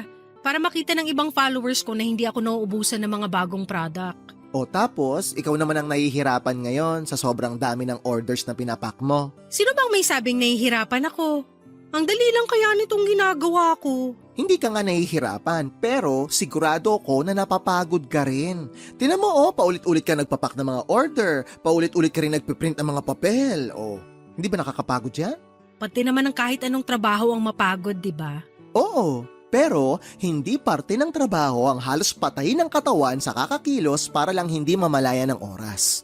Besh, kailangan mo rin magpahinga. Ilang araw pa lang ang nakalipas mula nung umalis si Joy dito sa bahay mo. Ang laki na ng ipinayat mo. Masyado mo nang napapabayaan ang sarili mo. Alam mo naman kung bakit ko ginagawa to. Ito lang yung naiisip ko na paraan. Para kahit paano, hindi ko mamiss si Joy. Besh, maniwala ka. Super gets na gets kita.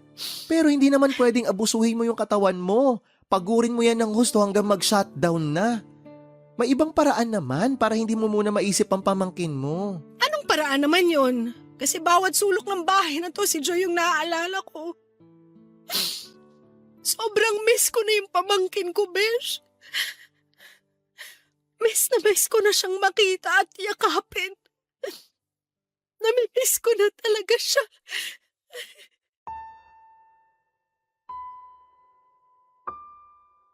Papadudot, naging saksi ang kaibigan kong si Josh kung paano ko inalagaan at minahal ang pamangkin kong si Joy. Naging saksi siya kung paano ko pinaikot ang mundo ko sa bata.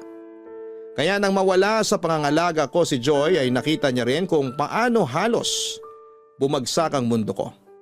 Hindi ko alam kung paano ulit mag-uumpisa noon. Sa bawat gising ko sa umaga si Joy kaagad ang kailangan kong asikasuhin. Kaya hindi ko alam ang ibang paraan para simulan ang araw ko nang wala siya sa bahay. Doon na ako kinulit ni Josh na baguhin ang routine ng buhay ko. Sinubukan kong gawin yon sa pamamagitan ng pamamasyal mag-isa sa mall. Pero si Joy pa rin ang naaalala ko hanggang sa mga oras na yon. Kahit nga sa pagluluto sa bahay, pagliligpit at kung ano-ano pang bagay na pwede kong gawin. Wala akong ibang maisip kung hindi ang pamangking ko lang. Naririnig ko sa bawat sulok ng bahay ang mga tawa niya at sa gabi naman ay nararamdaman ko ang yakap niya na ginagawa niya noon bago ako matulog, papadudot. Papadudot nang dumalaw si Kuya Ronald sa bahay at nagkausap kaming dalawa. Nangako siya na alagaan nila ni Sita ng mabuti ang pamangkin ko. Ang akala ko nga papadudot.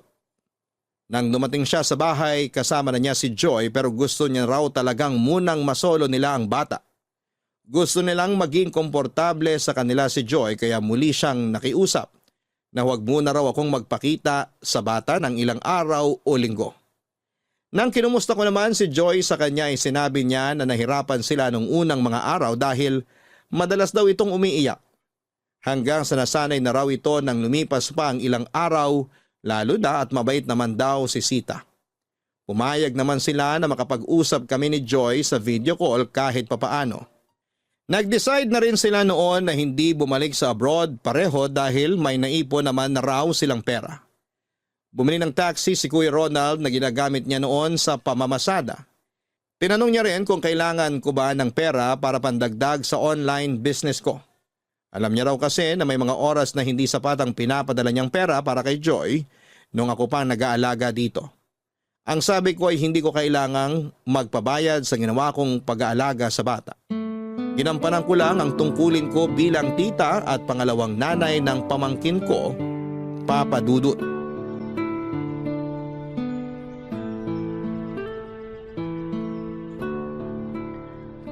Hungary Street.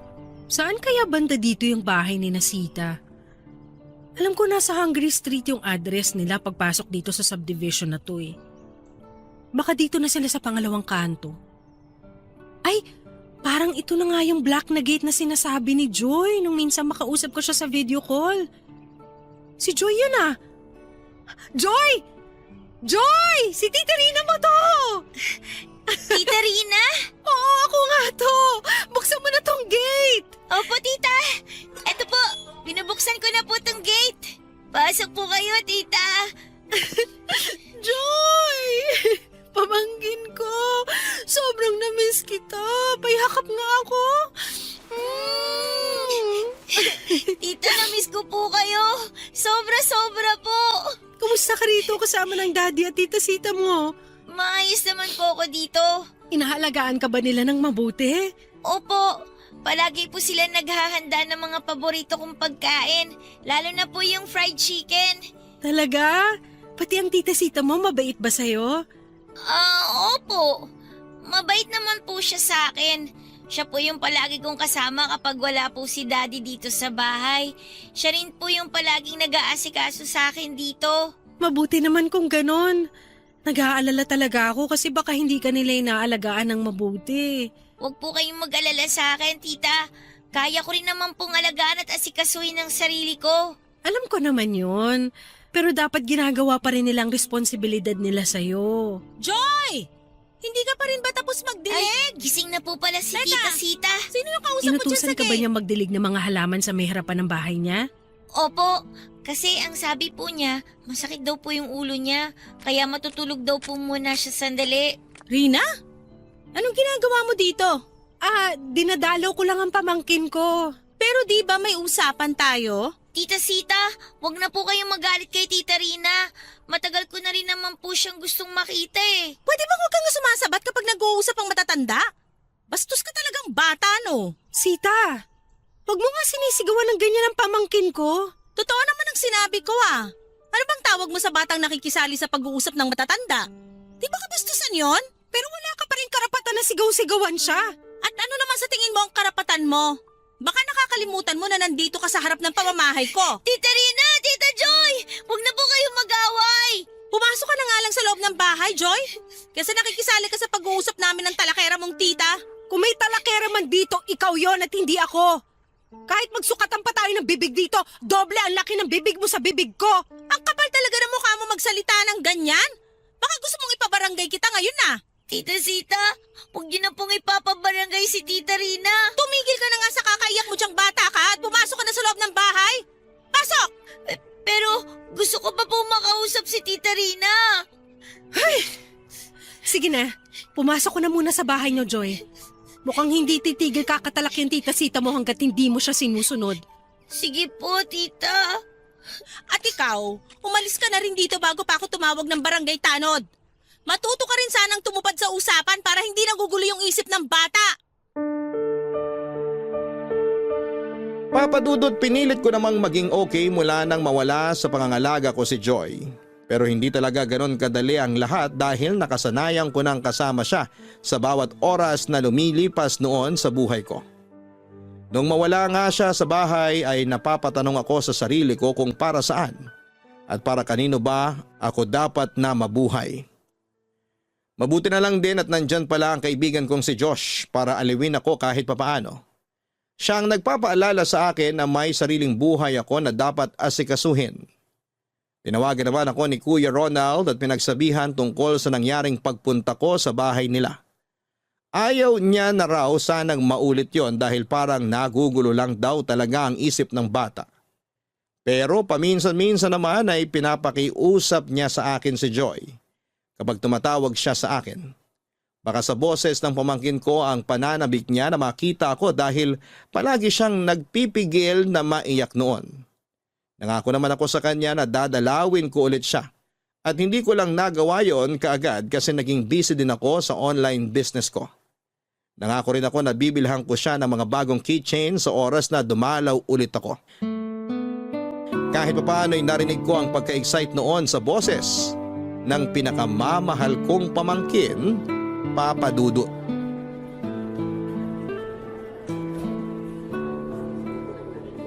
Ano besh, nakita mo na si Joy? Hindi pa nga eh. Ang dami kasing bata sa paligid. Malamang marami talagang bata dito, besh. Kasi elementary school tong pinuntahan natin. Alam ko naman yon. Ang ibig ko lang sabihin, Nahihirapan akong hanapin si Joy kasi naka-uniform lahat ng estudyante tapos magkaka-height pa. Talasan mo na lang ang paningin mo, baka nandyan lang yun sa paligid. Pero buti talaga pinapasok tayo ng guard kanina, no? Bakit nga naman tayo hindi pa papasukin? Nag-iwan naman tayo ng ID sa guard kanina, kaya walang reason para hindi nila tayo papasukin. Sa bagay, tama ka naman dyan. Ang laki pala talaga ng school na nilipatan ni Joy, no? Tapos, ang gaganda pa ng mga building. Private school nga rin kasi to, tsaka ang alam ko, mahal din ang tuition fee dito. Teka, si Joy na yata yung nakikita ko. Nasaan? Ayun o! May kasamang dalawang estudyanteng babae rin. Joy! Joy! Tita Rina! Halika na dali, Besh. Lapitan na natin siya. Sige, tara. Joy, sobrang namiss kita. Payakap nga ng mahigpit. Namiss ko rin po kayo, Tito Josh. Grabe, ang laki na agad ng pinagbago mo. Ilang buwan pa lang tayong hindi nagkita. Pero sobrang cute mo pa rin talagang bata ka. Parang habang tumatagal, mas lalo ka nagiging cute. Besh! Namiss talaga kita, Besh! Joy. Baka pwedeng ako naman yung umeksena dito. Ako yung tita, di ba? Pero parang inaagawan mo ako ng moment ngayon eh. Ay, sorry, Besh. Nadala lang ako ng emosyon ko. Sige, eto na oh. Ito na yung pamangkin mo. Mag-moment na kayong dalawa. Che, ewan ko sa'yo. Kumusta na ba ang cute na pamangkin ko? Siyempre, super cute pa rin po kasi nagmana po sa inyo, Tita Rina. Sorry kung hindi na ako nakabalik sa bahay ng tita-sita mo ha. Ayoko lang na gumawa kami ulit ng ingay doon sa lugar nyo kasi nakakahiya sa mga kapitbahay nyo. Okay lang po. Naiintindihan ko naman po. Tsaka masaya na po ako nung makita ko kayo ulit nung araw na yon. Pero mas masaya po ako ngayon kasi kasama ko na po ulit kayo. Masayang masaya rin ako dahil kasama kita ngayon. Pero parang medyo pumayat ka, Joy. Oo nga. Pinapakain ka ba ng maayos sa bahay nyo? Opo. Palagi po nagluluto ng masarap si Tita Sita eh. Ah, baka masyado lang malaki sa'yo yung suot mong uniform kaya mukhang maluwag. Pero parang pumayat ka talaga kasi tingnan mo itong mga braso mo kasing nipis ng... Teka, mga pasa ba to? Ay, pasa nga. Ba't may ganyan ka sa braso mo? Po? Ano lang po? Nadapa lang po ako kaya po may ganyan ako sa braso ko. Sa magkabilang braso talaga? Opo. Yung kanang braso po, dahil nga po sa pagkakadapa ko nung nakikipaglaro po ako ng habulan sa kaklase ko. Yung sa kaliwa naman po, tumama lang po sa bagong gawang pinto ng kwarto ko sa bahay ni Tita Sita. Alam ko na maingat ka kaya parang imposibleng mangyari ang sinasabi mo. Tapos na po yung recess namin. Kailangan ko na pong bumalik sa klase. Sige, basta kung hindi maayos ang pagtrato sa'yo ng daddy mo o lalo na ng tita-sita mo, tawagan mo kaagad ako, okay? Opo, gagawin ko po yun. Alis na po muna ako kasi baka po hinahanap na rin po ako ng teacher namin. Bye po Tito Josh. Bye Tita Rina. I love you po!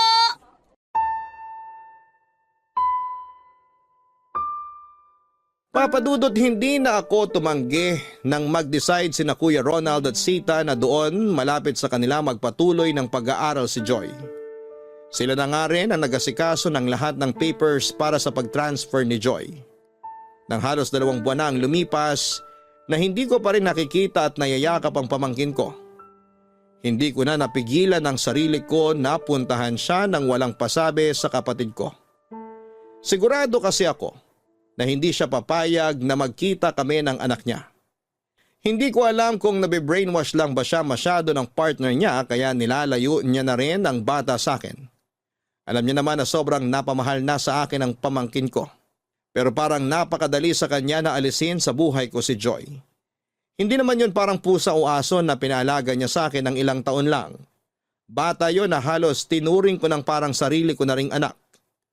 Kaya hindi madali sa akin ang putulin ang koneksyon ko sa kanya. At may mga oras lang talaga na hindi ko mapigilan ang sarili ko na gumawa ng paraan para muling makita si Joy, Papadudot. Papadudot, hindi ko alam kung masyado lang ba akong nag-overreact nang muli kong makita si Joy sa bago niyang school. Pumaya talaga siya at may ilang mga pasapa sa mga braso niya. Kilala ko siya na maingat pagdating sa sarili niya at hindi siya lampa at hindi basta nadadapa o nabubunggo sa kahit na anong parte ng bahay. Kaya labis ang pagtataka ko nang sabihin niyang nakuha niya yon dahil may ilang beses siyang nadapa at nabunggo sa bagong gawa na pinto ng kwarto niya. Siya binabata rin ng pamangkin ko, Papa Dudut. Marami talaga ang nakyukyutan sa kanya. Singkitin din kasi ang mga mata niya na parang nawawala kapag ngumingiti o bumubungis-ngis siya. Hindi naman nabawasan ang cuteness ng pamangkin ko pero napansin ko na nabawasan ang sigla sa mga mata niya. Nandun pa rin ang saya at pananabik niya nang makita ko pero parang naging limitado na ang lahat. Parang may gusto siyang sabihin at iparating sa akin na hindi niya maituloy dahil natatakot siya. Pero nang sabihin ko yon sa kaibigan ko na si Josh, kinumbinsi niya ako na baka masyado lang exaggerated ang nasa isipan ko. Dahil sigurado siya na hindi naman pababayaan ni Kuya Ronald ang sarili nitong anak na si Joy, Papa Dudut. Besh, sure ba na pwede kang pumunta ngayon kina Joy? Siyempre naman kasi gusto ko lang dalawin yung pamangkin ko. Hindi porke tita lang ako wala na akong karapatan na makita siya. Alam ko naman yun, pero baka kasi maulit yung nangyari dati. Anong dating sinasabi mo dyan? Yung kinuwento mo sa akin na muntik na kayo magkabarangay ng soon-to-be hipag mo na talakera. Alam mo ngayon pa lang, pinagdadasal ko nang hindi ko siya maging hipag. Ay, Besh, tutulungan kita dyan. Kasi malay mo, ako pala talaga yung nakatakdang maging soon-to-be hipag mo. Baliw! Malay mo lang naman. Matagal ko na kayang bet yung kuya mo. Hindi niya lang talaga pinapansin ang beauty ko. Pero Besh, remind lang kita ha. Huwag kang gagawa ng iskandalo dun sa kanila. Please. Hindi nga promise. Nag-ipon ako ng mahaba-habang pasensya para sa talakerang yun. Okay, very good ka dyan. Malapit na rin ako sa bahay nila. Ibababa ko na tong tawag, Besh. Balitaan mo na lang ako mamaya kung nagkabaranggayan na kayo ha. Joke. Che, sige na, bye! Bye.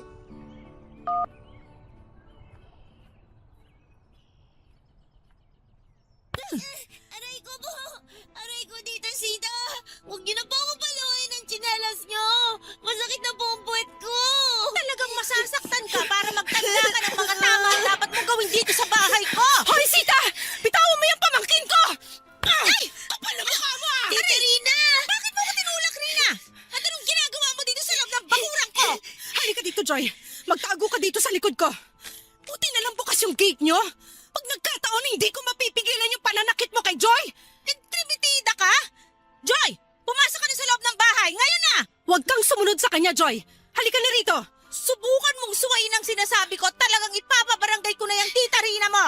Tita Rina, sorry po pero papasok na lang po ako sa loob ng bahay. Sorry po talaga.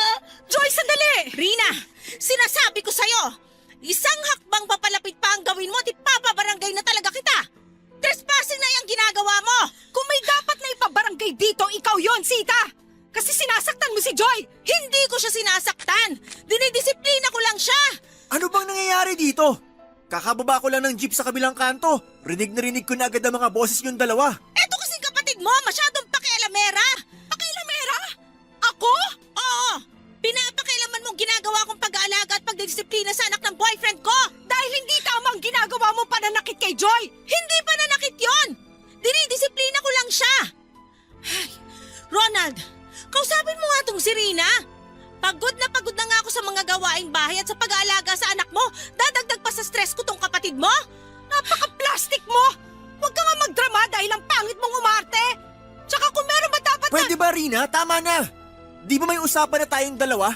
Hindi ka muna pupunta dito sa bahay para makapag-adjust si Joy na makasama kami ni Sita. Oo, kaya nga lang napansin ko kasi na parang hindi siya masyadong naaalagaan ng maayos dito sa bahay nyo. Ay wow, grabe! Sobrang perfect mo namang tita para sabihin yan! Wala ako sinabing perfect akong tita! Rina, sabi ng tama na eh! Pinalampas ko ng unang beses na nanggulo ka dito nang wala ako at hindi ko nahahayaan na maulit pa yon. Isang beses pa na pumunta ka dito sa bahay ni Sita, papayag na ako sa gusto niya. Nasa Cebu na kami tumira para mas lalo kaming mapalayo sa'yo. Kaya tigilan mo na ang panggugulo sa amin ng anak ko kung ayaw mong tuluyan ko siyang ilayo sa'yo. Papadudot kung may matigas na pamalo lang akong hawak na mga oras na yon na nakita kong sinasaktan ni Sita si Joy. Baka hindi ko na napigilan ang sarili ko na ihampas yon sa babaeng yon. Ni minsan ay hindi ko nagawang saktan ang pamangkin ko. Kahit ang sigawan siya para pagalitan noon ay hindi ko rin ginawa.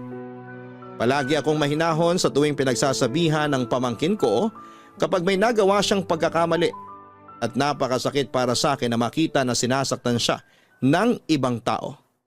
Gusto ko na nga halos tumawag sa barangay noon o ng pulis kung pwede lang ng mga oras na yon.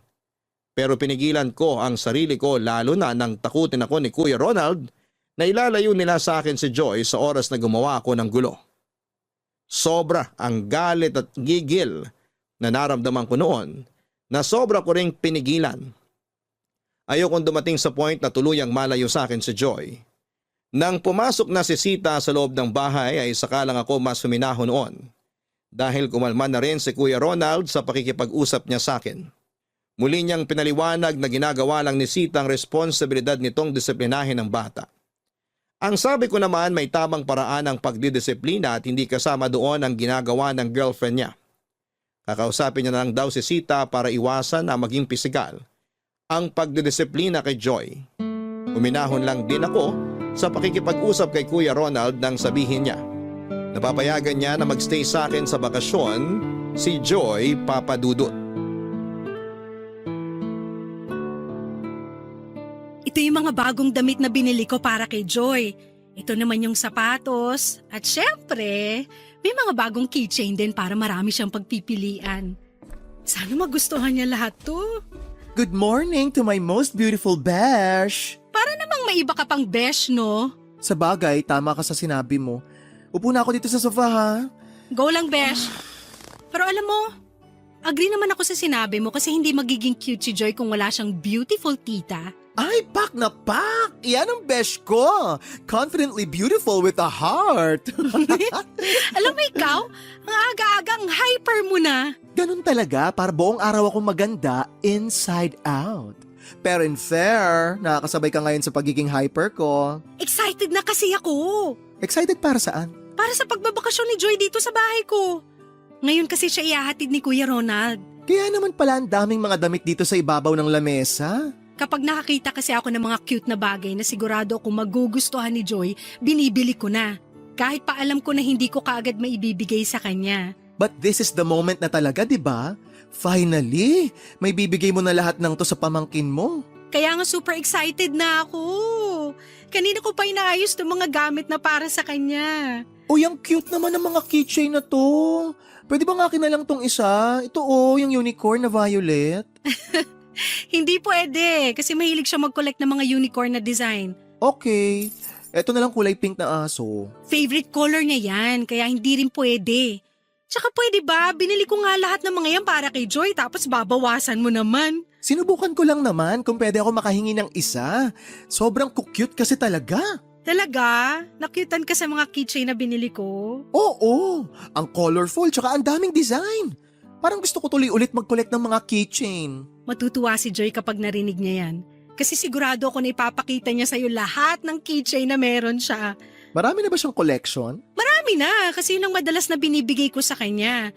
O kaya binibili namin kapag nagmamall kami. Hindi pwedeng uuwi kami na wala siyang bagong keychain. Alam mo, Beshi, 2 linggo lang ang bakasyon ni Joy dito sa bahay. Kaya pinlano ko ng mabuti lahat ng mga gagawin namin. Oh, nakakatuwa naman. Sigurado ako masusulit niya yung 2 linggo na yan. Gagawin ko ang lahat para maging masaya siya sa bawat araw niya na kasama ko.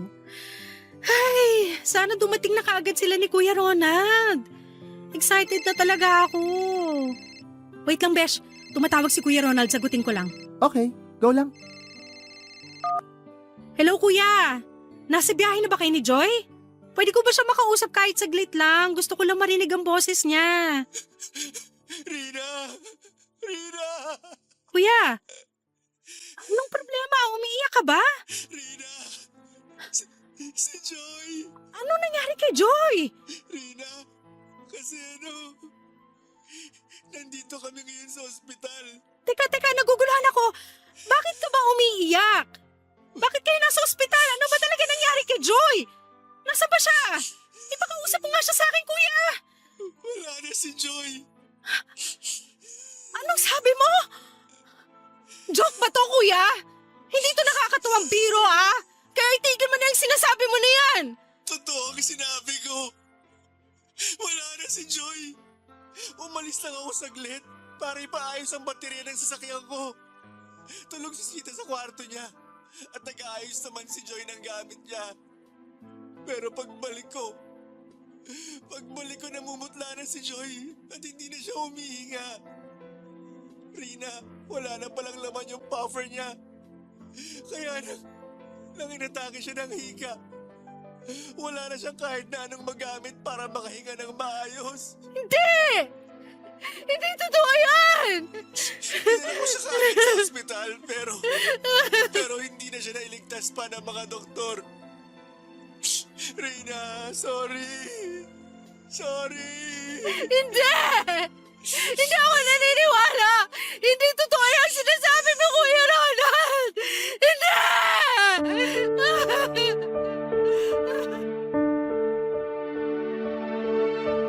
Papadudot ng sabihin ni Kuya Ronald na papayagan na niyang magbakasyon sa akin si Joy.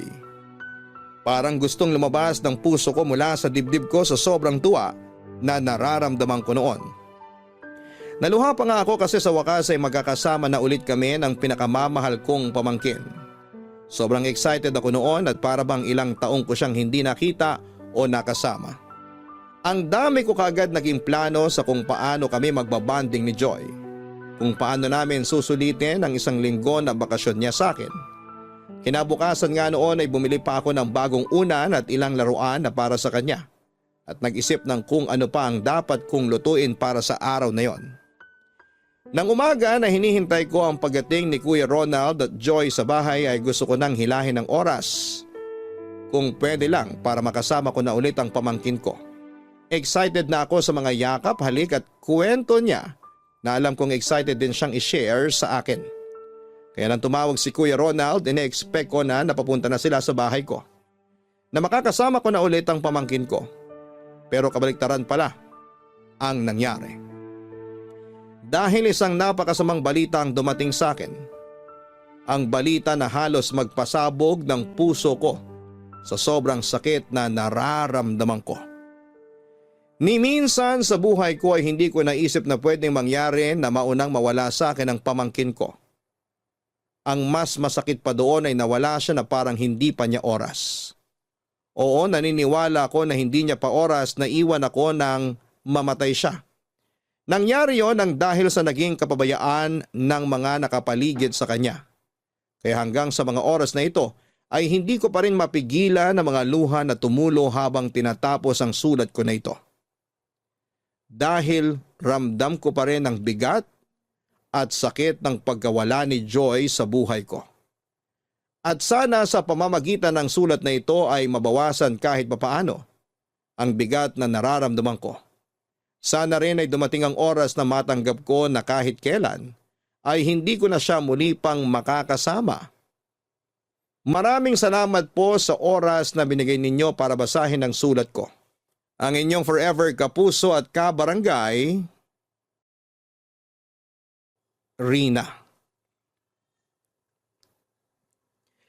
Kailanman ay hindi magiging madali ang pag-usad lalo na sa mga taong nawala ng minamahal. Ilang buwan o taon man ang lumipas, para sa atin ay parang kahapon lang ang mga nangyari. Kaya take your time pagdating sa pagluluksa at pag-move on, Rina. Pero wag mo rin kakalimutan na alagaan ang sarili mo. Naniniwala ako na kung nasaan man ang pamangkin mong si Joy ngayon, hindi niya gugustuhin na makita ang gabi-gabi kang umiiyak nang dahil sa kanya. Unti-untiin mo ang pagtanggap na nasa mabuting kalagayan na si Joy. At mas mapapanatag siya sa oras na matanggap mo ang pagkawala niya at tuluyang maging maayos na ang buhay mo. Hanggang sa muli, ako po ang inyong si Papa Dudut sa mga kwento ng pag-ibig, buhay at pag-asa sa Barangay Love Stories #1.